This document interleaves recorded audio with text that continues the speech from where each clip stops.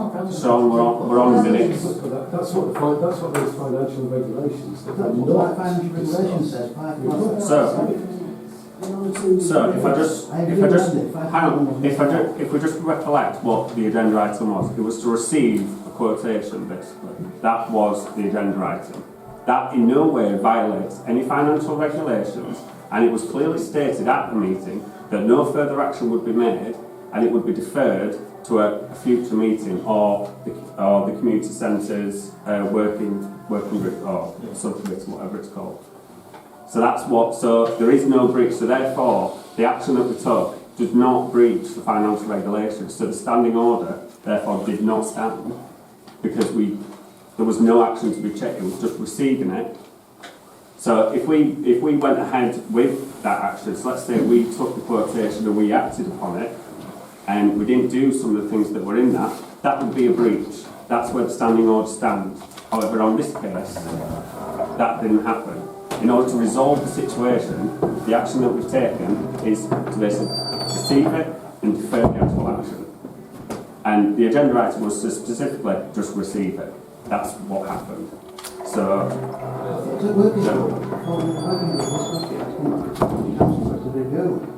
well, of course. It hasn't met. It can't bring a decision back to me until it's met. So the quotation is just part of the mix. If the action for this council at the future meeting is to go get further quotations or whatever that may be, then there we go, or it could refuse it.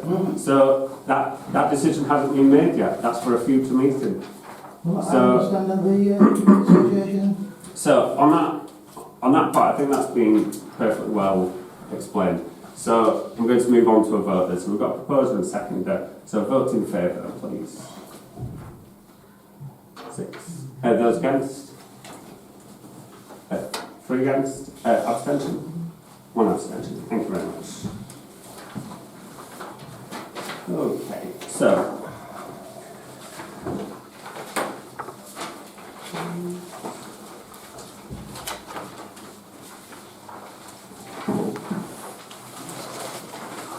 Okay, so because most of the people here are here for the motions, I'm going to ask if we can bring.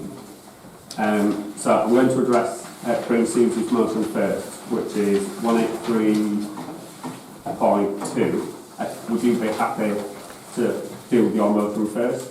Because if we did my motion, it would cancel out your motion. You see, I want to be fair and hear the whole council. So is council happy to deal with 183.2 first and bring that forward? Those in favour? Yeah, thank you. Okay. Is that okay, Susie? Yes. Yeah, thank you.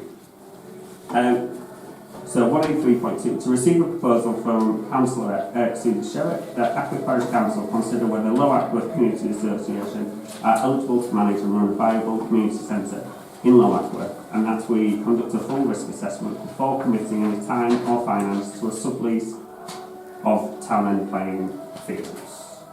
And I'll let you speak on that. And there's some supporting information in the packs that we've all seen as well.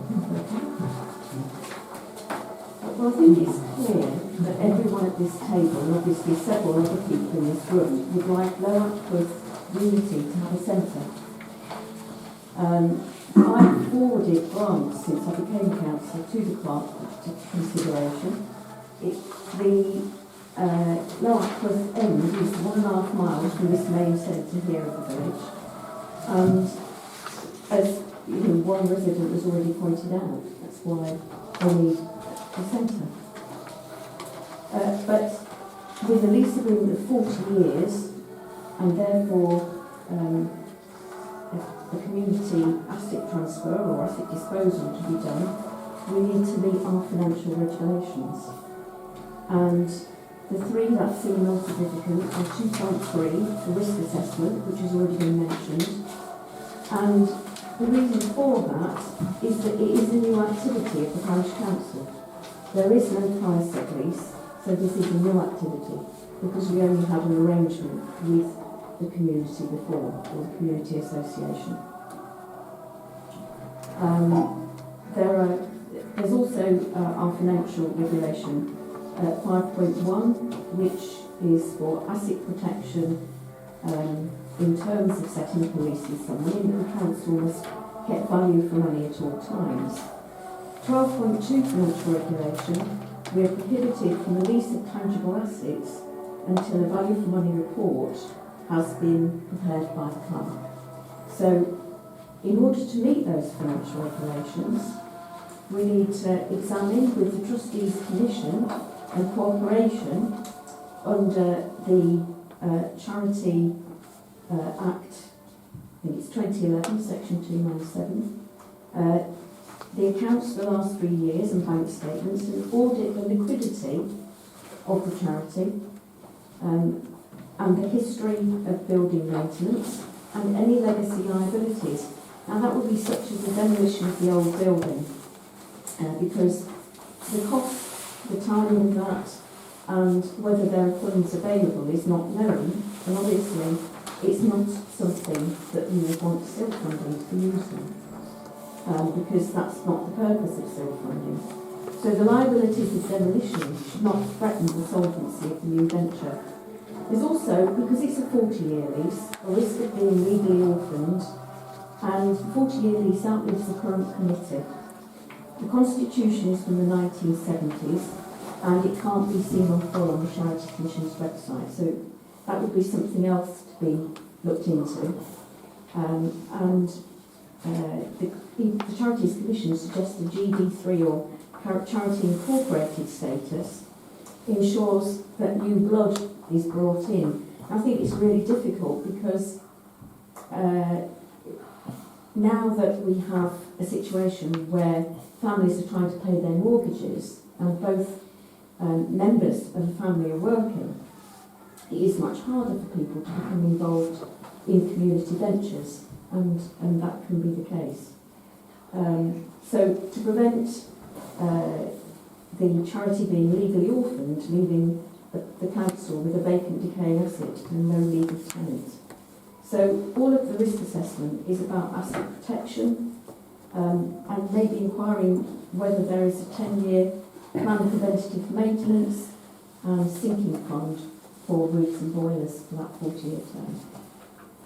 And that is all that we're asking, because this is a 40-year lease, it's a very long time period, suggesting that there's a very thorough risk assessment.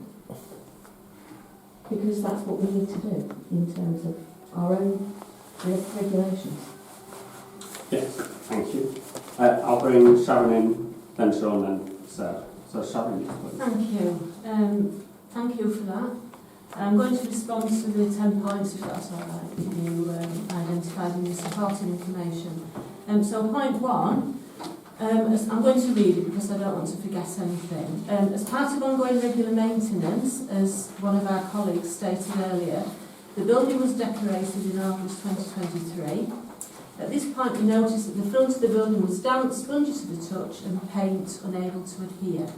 As part of our health and safety practice, an inspection identified that the front of the building had deteriorated, with the structure losing its integrity, physically collapsing onto its foundations and unstable.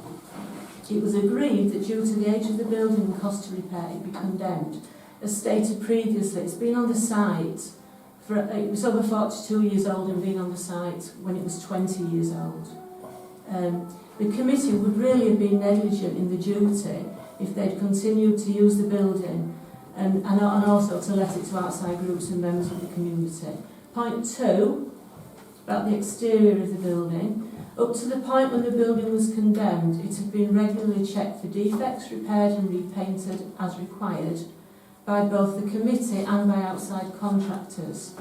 As a temporary modular building, as opposed to a brick-built structure, it is possible only to undertake limited maintenance and replacement of parts of the building. As we all know, the building was well beyond its expected lifespan when it was removed from use. Point 3, which refers to a lack of motivation in obtaining grants and funding for the building. Firstly, Grant applications have been sought prior to the building being deemed unsafe, but, as anyone knows who applies for grants, it's extremely difficult to secure them. This is especially the case when strict grant criteria are not met in Low Ackworth, due mainly to relative deprivation indicators. Grants have been sought from the National Lottery Awards for All programme, the Co-op Community Fund and even BBC Big Build. To support the rebuild of the centre, the committee has organised a number of events in the grounds of the centre, fun days, Christmas fairs. Members of the committee, including myself, have given time and funding to support the fundraising. Secondly, in respect of the SIL funding, this was allocated to the association in a fair and transparent way through Parish Council protocol. And thirdly, I wonder how Councillor Sherritt can suggest a lack of motivation in obtaining the grants. How does she know this when, to my knowledge, there's been no communication between herself and the committee in respect of this? It appears that she has no historical knowledge of the building, nor of the committee members and the hard work of the committee, and she has not supported any of the local events organised by the committee. Point 4. The association provided a bid document to the Parish Council. This is in respect of SIL funding. The committee provided a bid document to the Parish Council in accordance with the bid requirements.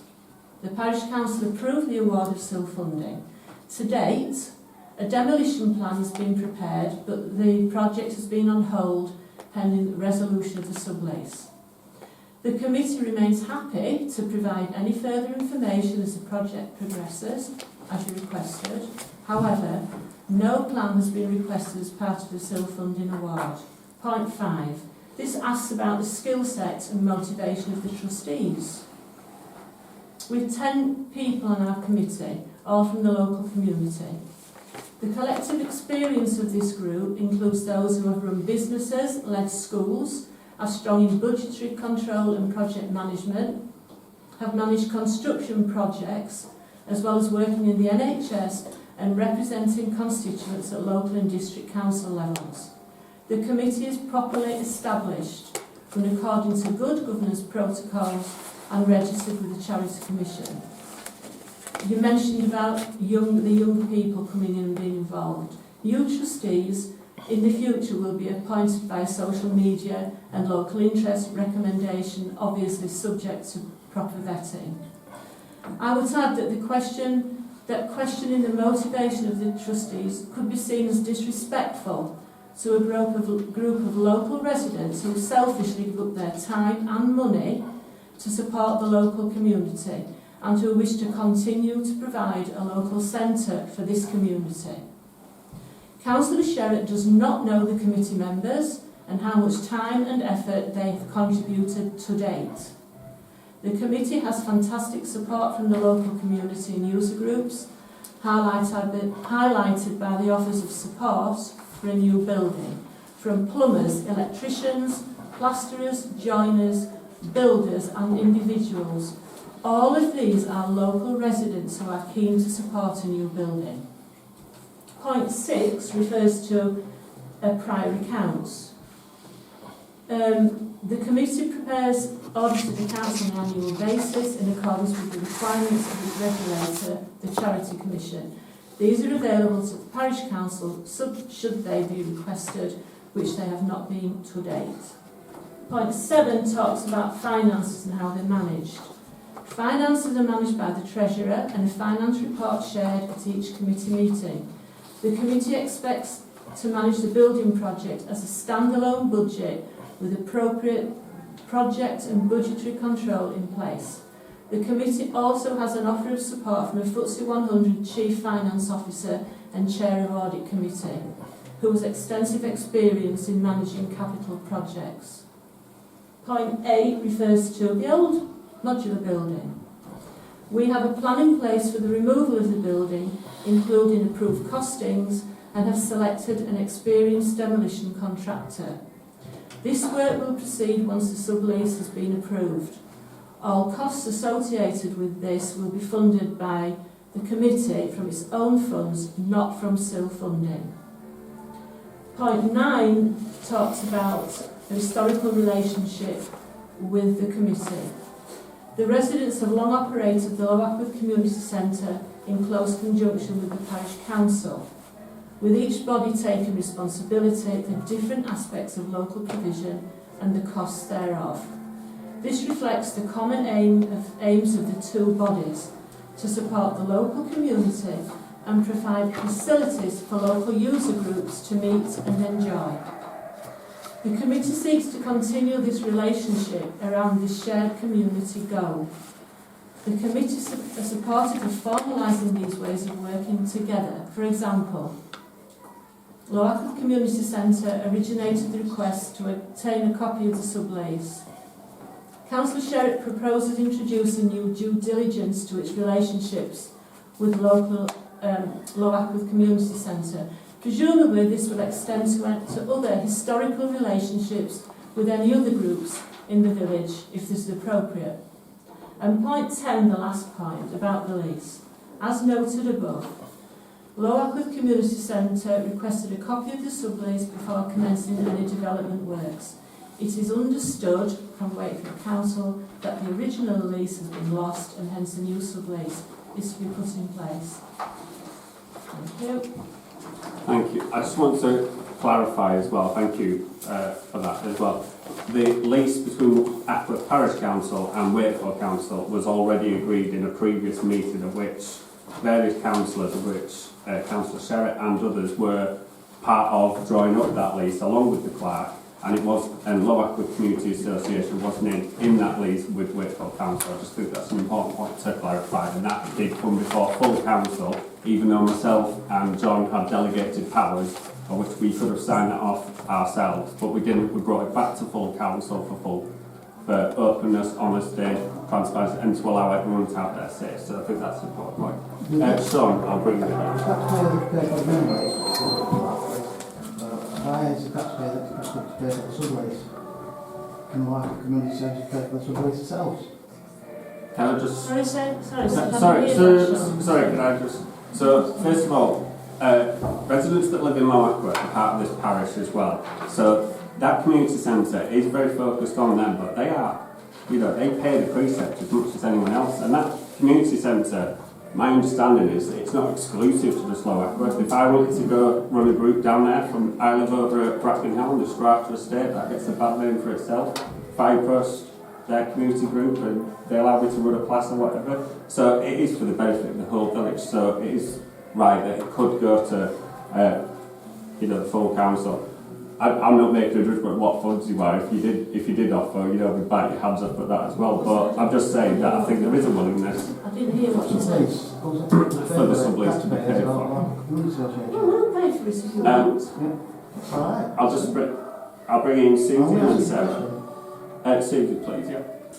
Well, I'd just like to say I'm very grateful to have the questions answered, because they're information that has not been available, and it sounds like risk assessment will be a breeze, doesn't it? But the only reason that I've put it forward is because it's something we need to do, and that is so yes, it's lovely to hear about the community association, because I did know nothing about it, and the reason I haven't supported it in the last 4 years is because I'm driving up and down to Essex to visit my elderly father who passed away in October. Condolences on that. Could I just say, it's about communication, isn't it? And it's all about asking, really. Well, I would say, Sharon, I have emailed you in the past and have no Well, I'm replies. sorry, but if that's the case, Yes. Okay. can I just say, if I haven't received them, I apologise for that. Okay.